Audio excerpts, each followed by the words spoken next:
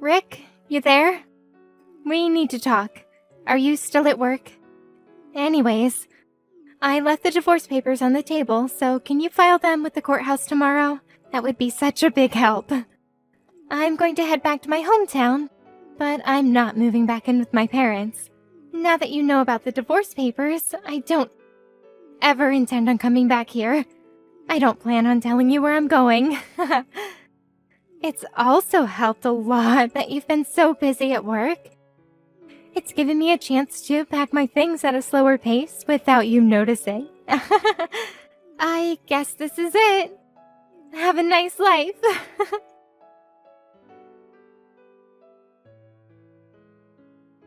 Excuse me, what is with all these messages? Hey, Poppy, you there? I just got back home to find these divorce papers. What is the meaning of this? We've only been married for 3 months, so why are there divorce papers in front of me? This is insane. What made you come to this conclusion? Oh, would you look at that? You're done with work now, I see. You finished earlier than I expected. Poppy, this isn't funny. Where are you right now? I told you before in those messages that I'm not telling you. I don't get it. What's the reason for you wanting to divorce me? Because our personalities don't match, Rick. What do you mean they don't match? After being married for 3 months and then living together, I started to notice our differences a lot. I thought maybe we were wrong for each other. That was what I was thinking. But isn't it important for couples to discuss such matters first? Before any hasty conclusions? There's maybe some things that we can compromise on, Poppy. No, there isn't. Then I came to the conclusion that the only way I'll be happy is if we get a divorce. Is that so? There's nothing you want to try and compromise on? Nope, nothing at all. Well, for the reason that you've given me, it's funny that you think I'd be easily convinced to divorce you like that. I'm sorry, what do you mean by that? Nothing. I figured this all out anyways. I guess I'll just hold on to these divorce papers then. Oh, okay. Please file the divorce papers by the end of the day. Why before the end of the day? Because from tomorrow, I'll be living with my new boyfriend. I'm almost into my 30s, and I want to have a baby as soon as possible given my age and physical strength. Alright, so you have a boyfriend already? Oh, what's up? Why so shocked to hear that? Don't take what I say too seriously. It's just a joke. Look, Poppy, I don't really care what you say. But thank you for letting me know about your cheating scandal. It saves me the trouble of looking into what you've been doing. Huh? What does that mean? But I told you I just meant it as a joke. I'm bailing on this conversation. I can see you're getting wound up over it.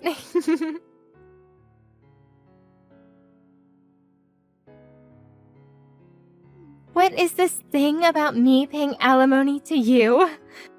This must be some sort of sick joke. I was just joking, and now you're trying to find out things about me? Are you for real?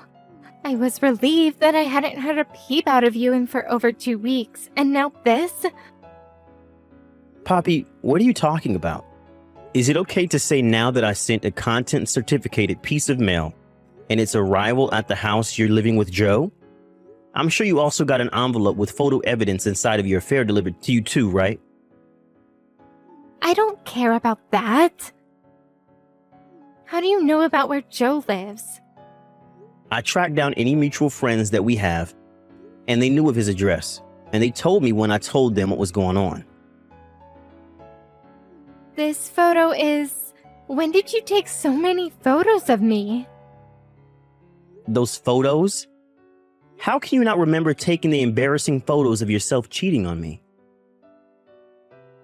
Excuse me? About a month ago, you changed your phone model, didn't you?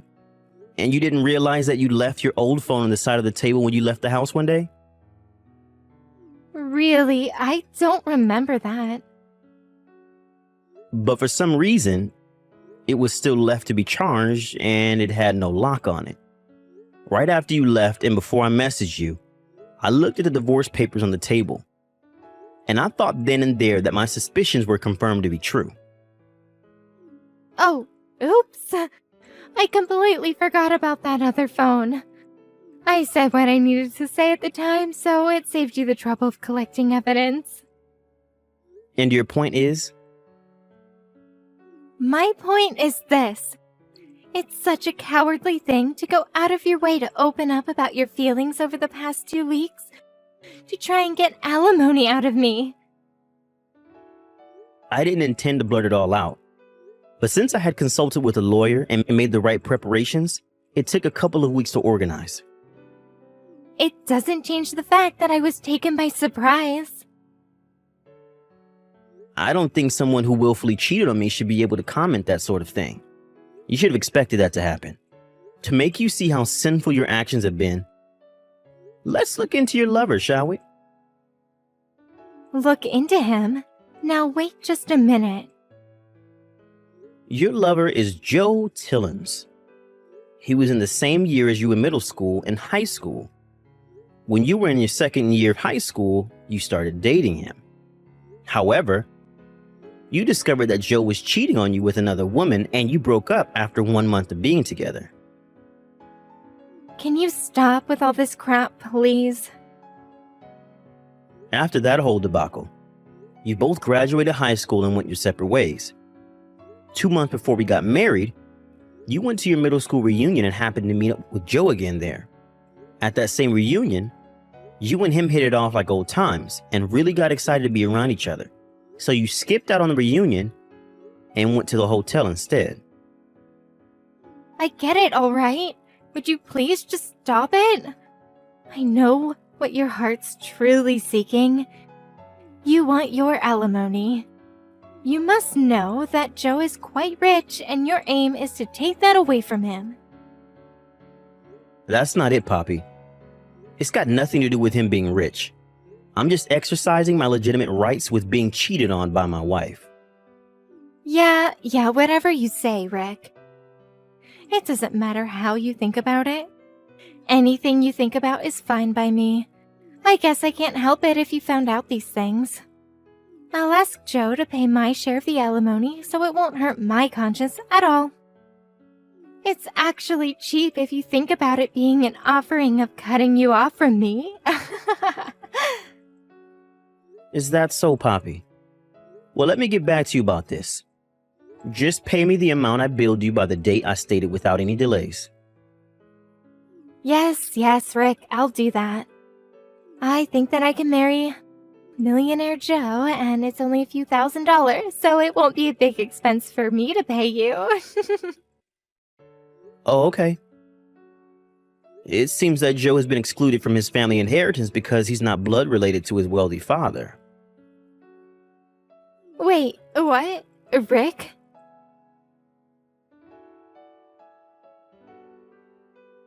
Rick, what you said earlier about Joe, it was true.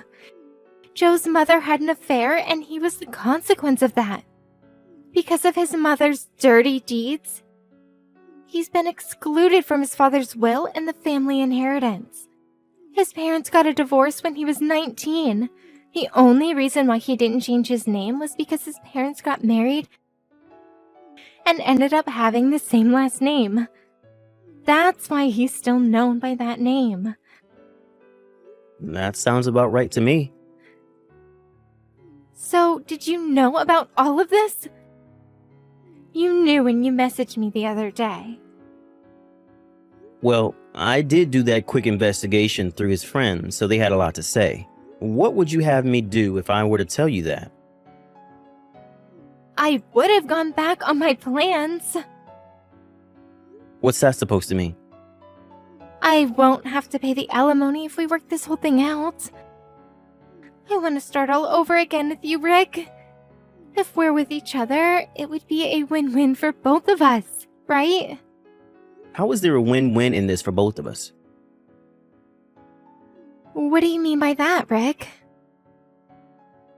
The fact that you had an affair isn't going to disappear from my mind. So even if you decide to change your mind about all of this, you still need to pay me the alimony. You've caused so much grief, and I would never forgive you for cheating in the first place. Naturally, I'm not even going to consider unraveling this whole mess. Starting over with you again, Poppy, would seem like a punishment to me for taking back someone who had an affair. Once a cheater, always a cheater. But, Rick, we were a great couple up until 2 weeks ago. How can you give up on your love for me so easily? It's not about that, Poppy. Are you really saying that considering you're the one who cheated on your husband? But we had a beautiful wedding ceremony. Surely you remember that amazing day. But what was the purpose of that ceremony if this was going to happen? Anyway, I have no plan to get back together with you. It's not happening. Please just give me my alimony before the deadline so I don't have to take you to court. I've had enough. Don't say those things, Rick. Please, you've got to give me another chance. I have no way of paying the alimony, so can you think about getting back together? Because if we do that, we can go right back to the way things were, right? I have no idea what you're saying. As I said earlier, it doesn't matter if you changed your mind about me or not. You still owe me my alimony. There's no way you can get away with saying that you can't pay because you've run out of cash. About that. So my parents are really angry at me for what I did, and they're so angry at the fact that I tried to move back in with them. I got into a fight with Joe, and he told me to move out of his apartment by tomorrow.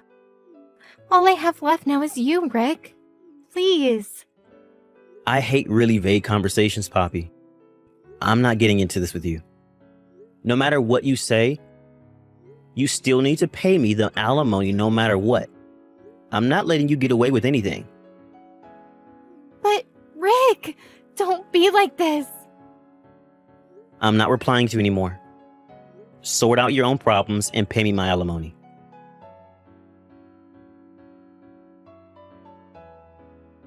Rick, answer me. I tried to come back home to you. I see there's no nameplate on the mailbox, and the key doesn't fit in the front door either. You seriously didn't move out of this house, did you? You didn't move out without saying a word, did you? Rick, are you going to reply to me? Didn't I tell you that I only have you to rely on?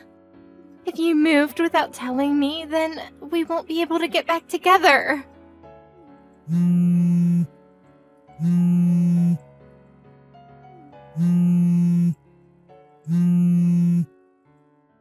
Rick, don't ignore my calls and messages. Answer me.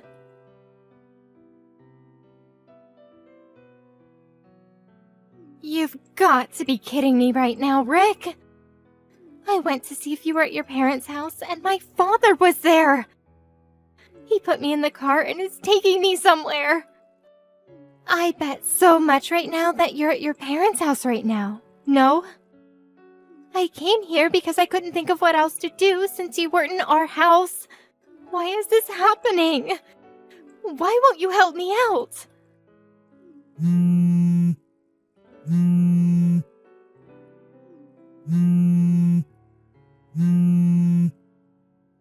If you've gone back to your parents' house, you know that you'll not be able to see me anymore. Are you fine with that, Rick? Rick, answer me! I'm so sorry! Don't leave me on my own. Why do you have nothing to say to me? You've not even read a single one of my messages. I want to be with you.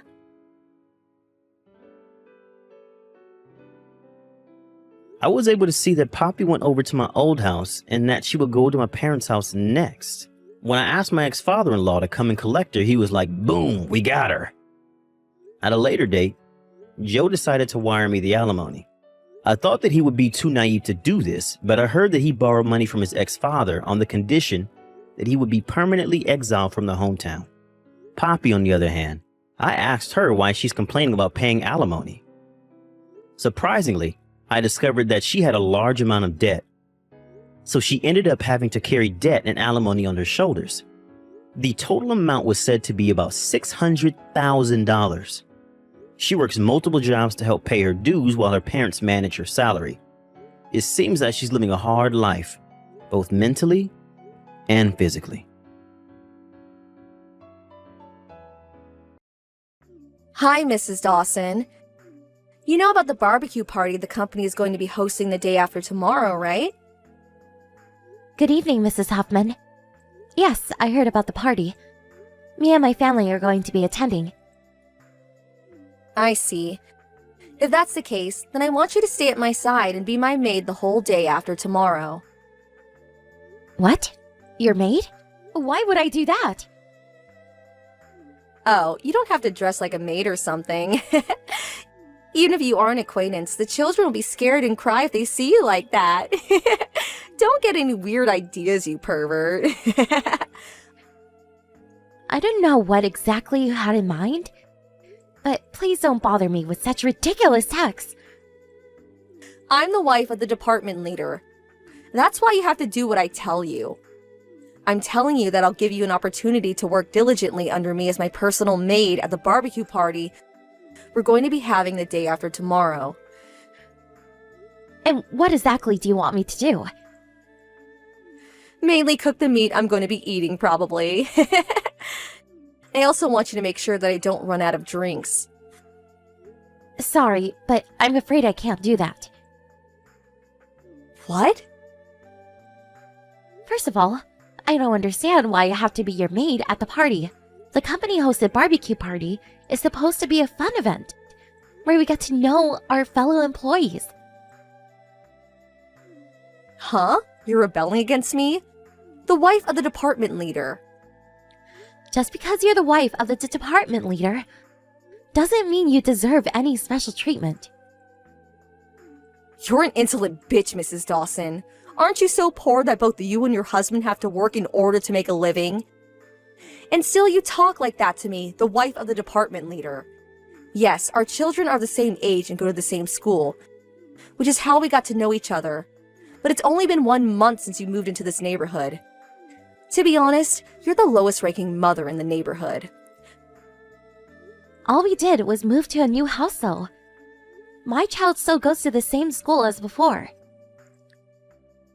But I'm the wife of the department leader of the company you work at. Don't tell me you don't understand the difference in our ranks. I'm going to make sure you do what I say at the barbecue the day after tomorrow. If you don't do what I say, then I'm going to report you to my husband, the department leader. After that, you won't be able to talk like that to me again.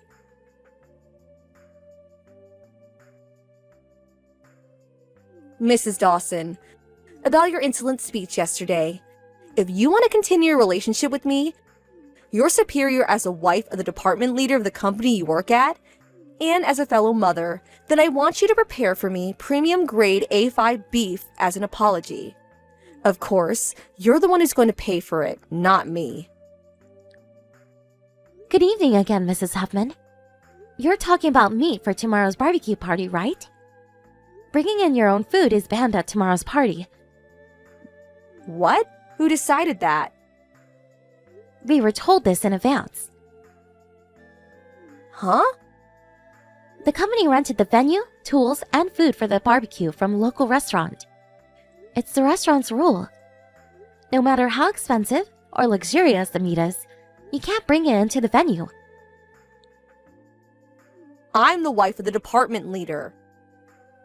Yes, but the wives of the other high-ranking employees are also going to be coming to the party. And none of them are being as arrogant as you are right now. Huh? Did you just say I'm arrogant? Could you please understand already that you're not special and don't deserve any such treatment? So what if you're the wife of a department leader? But Goodbye. I'll see you tomorrow. it's a fact that I'm still your superior. Prepare that grade A5 beef for me tomorrow or else.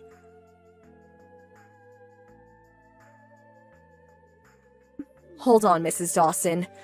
Why, you... I told you to cook the meat for me at today's barbecue party. Just what do you think you're doing?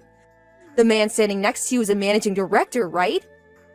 Why are you, the nobody, acting so friendly with him? What? And now a senior managing director as well? And now his wife too? When I tried approaching them, I was just casually brushed off. Why are they so friendly towards you? Just what exactly is going on here?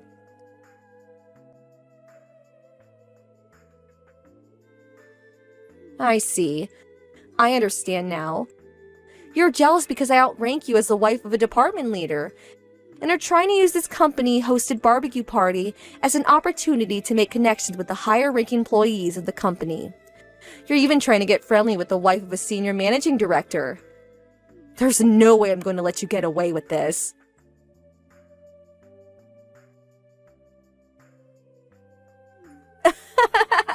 You looked hilarious back there. When I threw that piece of hot meat on your arm, you screamed, "It's so hot, hot!" The way you were panicking was so ugly and magnificent at the same time. I'm going to tell you this one more time. My husband is a department leader, which means that I, as his wife, outrank you, who is just a regular employee at this company. I graced you with a piece of hot meat, so be sure to eat it even if it fell on the floor. It's a shame I didn't hit you in the face, but I'm sure that this is enough to make you leave the party and not return. I made sure that no one saw me, so no one knows that I'm the one responsible. If you had enough, then don't think about rebelling against me ever again. Well, it looks like your insolent person has already left the venue. So I think it's time for me to return and enjoy the meat at the party. That reminds me, the new CEO who went into office just last month is supposed to deliver a speech, right? Apparently the new CEO is a woman, so I better make sure I befriend her and that she remembers me. It's time for me to give said speech. So excuse me. Huh?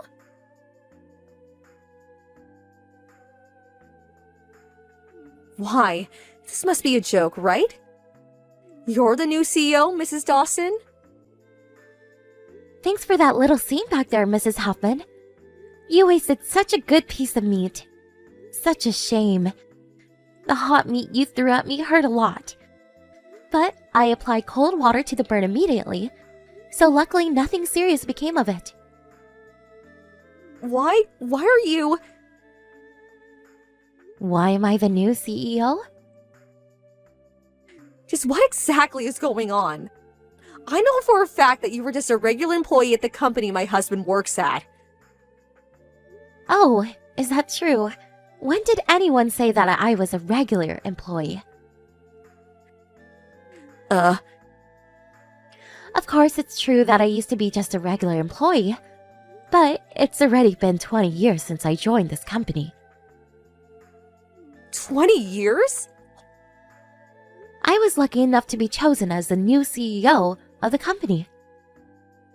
Hold on, just how old are you, Mrs. Dawson? You want to know my age? I'm 40 years old. What? I gave birth when I was 34 and have a son in the first year of elementary school. You also have a son in the first year of elementary school, right? What about it, though? I thought you were younger than me. Oh, is that so? You're 35 years old, right, Mrs. Huffman?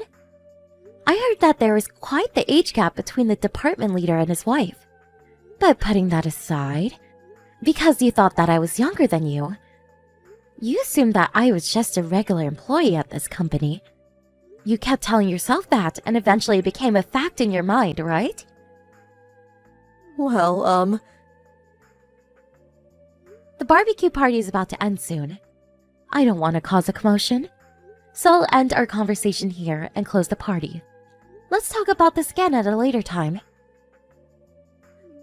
Actually... Well then, goodbye for now.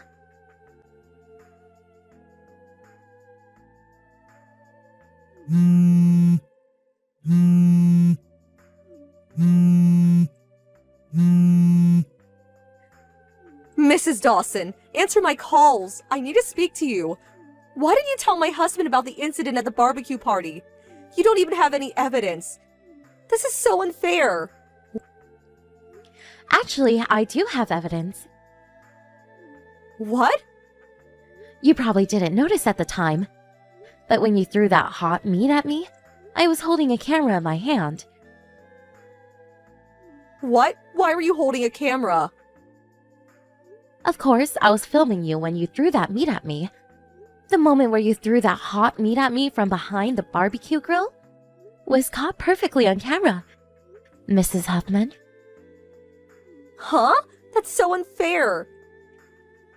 I showed this footage to your husband, the department leader, which is why I sent you a request for an alimony yesterday.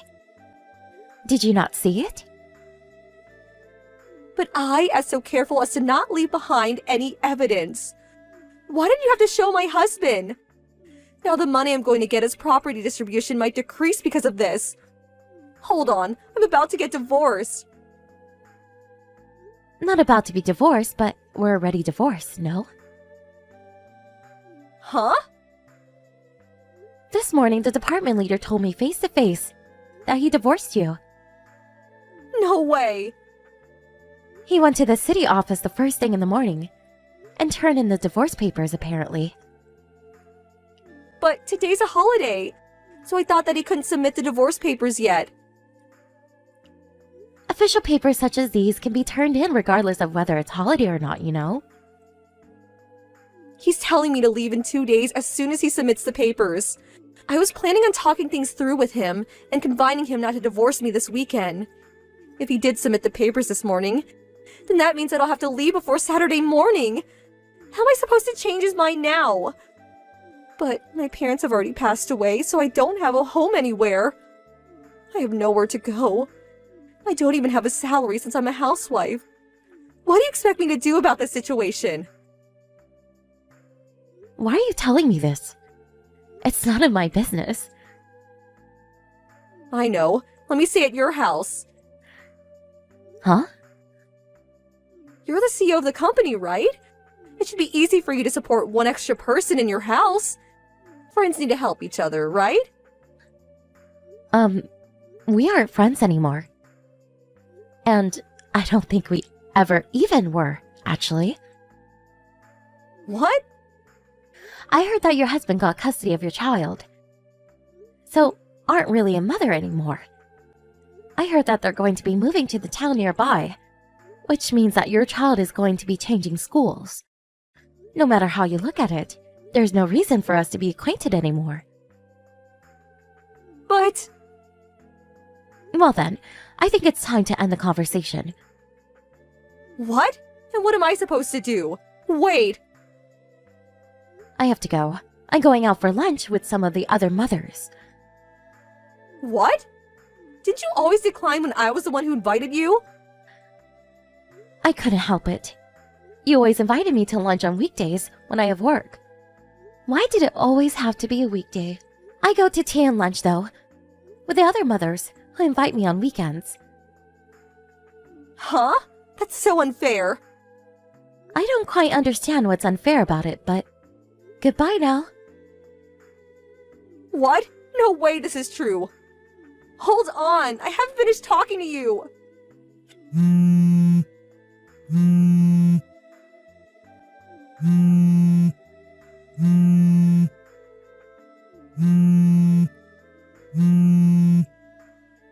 Help me, Mrs. Dawson!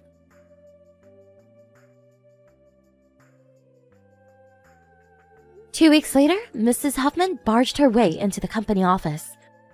The department leader went himself to deal with his ex-wife. Apparently, she told him that she now works at a job that comes with housing, but that she's more suited to being a housewife. She also said that you must be having a hard time, since no one does the household work anymore, which is why I'll let you marry me again.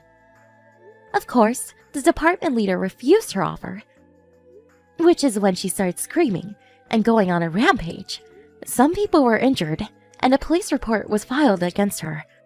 Not only did she instantly lose all of the money she received in the property distribution of the divorce, because she had to pay money as an out-of-court settlement. But she was also forced to take on debt. It seems that she isn't getting along with the people at her new job either. And she lost her arrogant demeanor, and now mopes around while always looking down.